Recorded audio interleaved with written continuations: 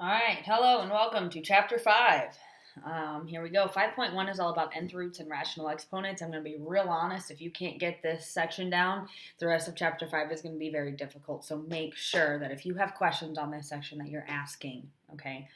Very, very important. So, number 1 says find the indicated real nth root of a for n equal to 5 and a equal to negative 243. Okay, so what you should know by now is that we're going to have a root sign. There's going to be a number on the inside and a number on the outside here. Okay, but think logically, people.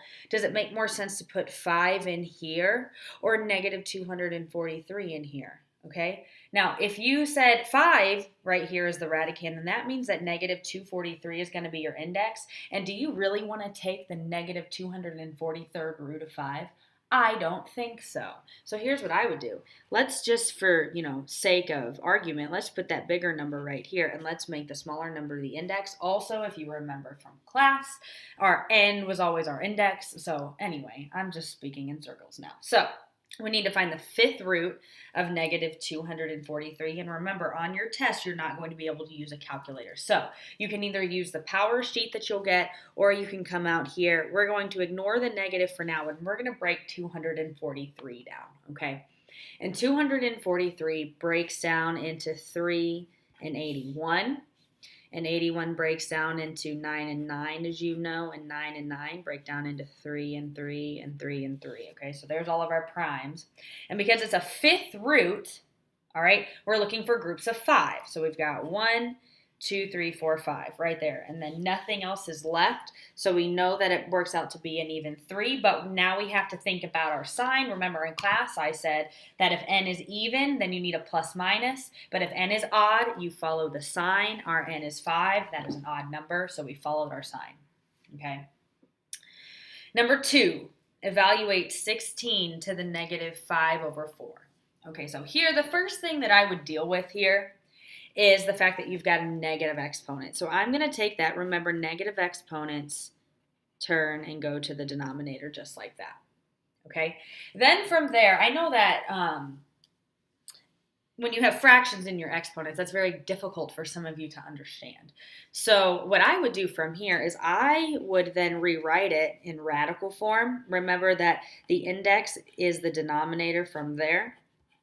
And then you can write it like this. Remember, you can either think of this as the fourth root of 16 to the fifth, or you could think of it as 16 to the fifth and then fourth root it all. It doesn't matter. Do whatever is easiest. In this case, I find it easier to fourth root 16, okay? Because I know that the fourth root of 16 is 2, okay? And then it's much easier to look at 2 to the fifth than 16 to the fifth, okay? But again, you could have done it either way.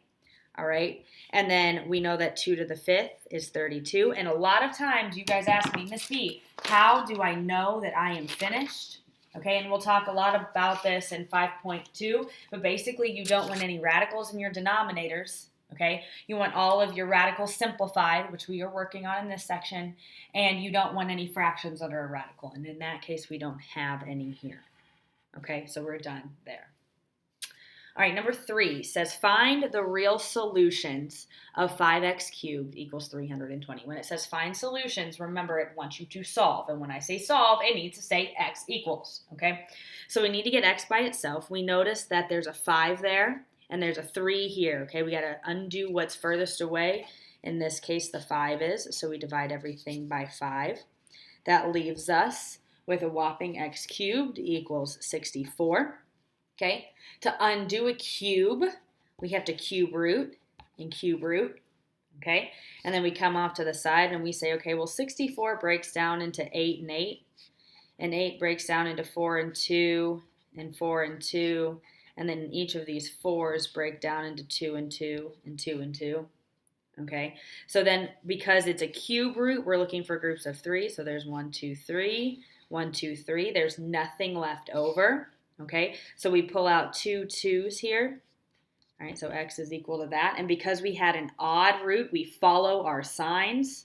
Okay, so now we're just left with x is equal to 4. And the really awesome thing is you can go back and plug 4 in for x to see if it's true, just so you're aware. Okay. All right, number 4.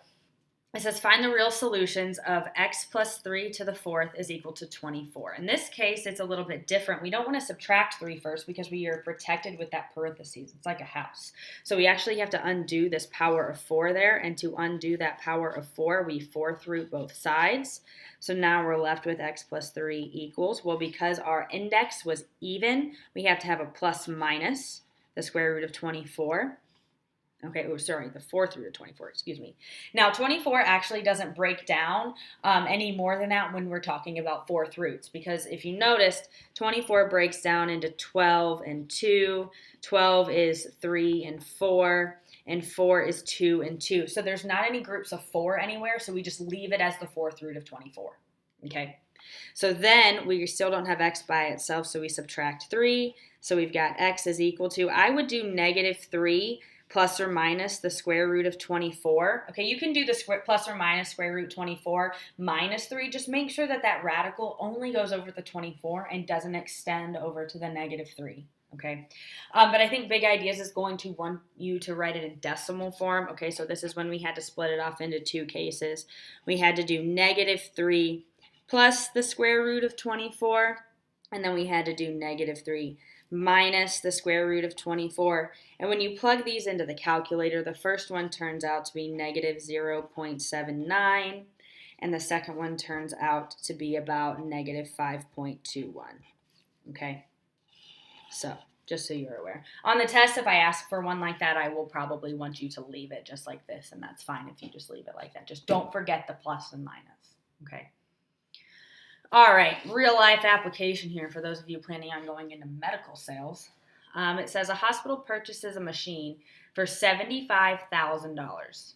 The hospital expects the useful life of the machine to be 12 years, at which time its value will have depreciated to $15,000. That's a whole lot of depreciation, guys. The annual depreciation rate in decimal form is given by the formula 1 minus S over C to the power R over N, where N is the useful life of the item, S is the salvage value, C is the original cost, and we want to figure out what is the rate. Okay, well, this is really nice because it's basically just plug and chug. Okay, so we've got R equals, we don't know R, 1 minus S, which they tell us is the salvage value. That's 15,000. That's how much it's worth now. Over C, which was the original cost, which was $75,000. Okay. And then to the power 1 over N, and we know that N is 12 years. Okay. Plug that all into the calculator, hit enter. Make sure that this right here is in parentheses, because if it's not, you're going to get the wrong answer. I promise you. Okay. Plug all that in, and you get 12.6%. So what that means is that this machine is depreciating at 12.6% per year in regards to the cost. Okay, which is probably true. I don't know a whole lot about medical equipment, but who knows? So, like I said, if you don't understand 5.1, come see me, please. Okay, I get bored after school, so come see me. All right, that's all I have. Make good choices.